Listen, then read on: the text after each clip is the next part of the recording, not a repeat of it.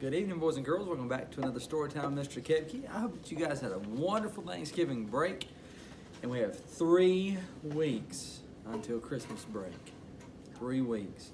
So we're going to start off December with a Christmas book. It's called Christmas Treat. Christmas Treat. Sit back and relax. Begin counting down the days till Christmas. Right now we have 23 days until Christmas. It was almost Christmas. Harriet and George were going shopping when they saw Miss Hoositt leave the grocery store.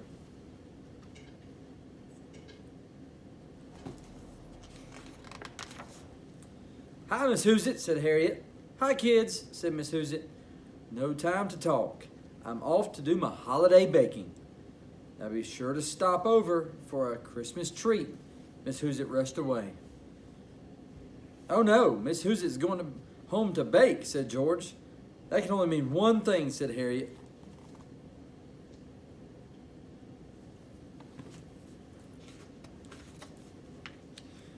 "Miss Hoositt is making fruit cake.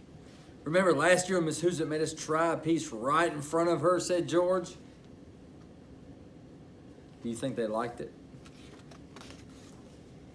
"Yuck, it tastes awful," said Harriet.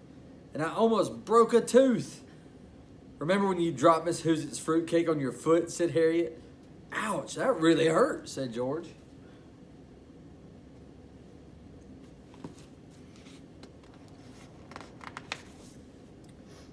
"But it worked great for cracking nuts," he said. "I'll never forget the time we used the fruitcake to play football," said Harriet.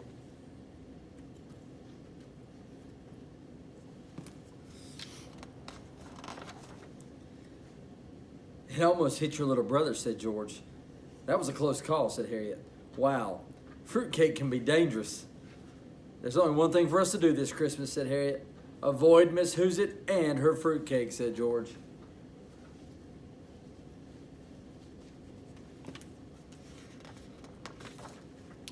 On Monday, when Harriet and George saw Miss Hoositt shoveling, they pulled down their hats so she wouldn't recognize them.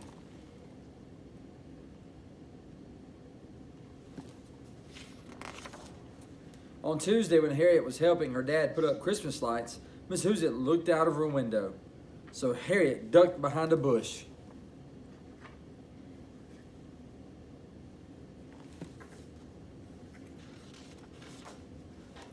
For the rest of the week, Harriet and George hid from Miss Hoositt, doing everything they can to not have to eat some of that fruitcake.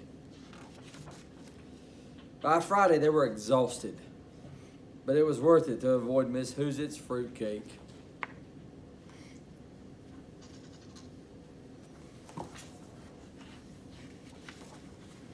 On Christmas Eve, they saw Miss Hoositt invite Harriet's brother, Walt, in for a Christmas treat. "Poor little pup," said George. "Soon he'll be eating fruitcake," said Harriet.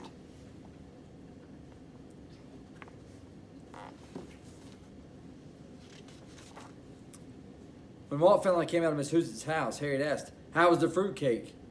"Yummy fudge."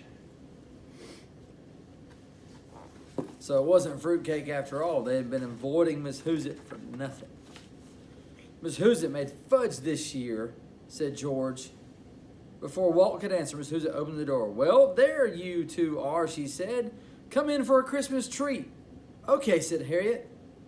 "Fudge," whispered George.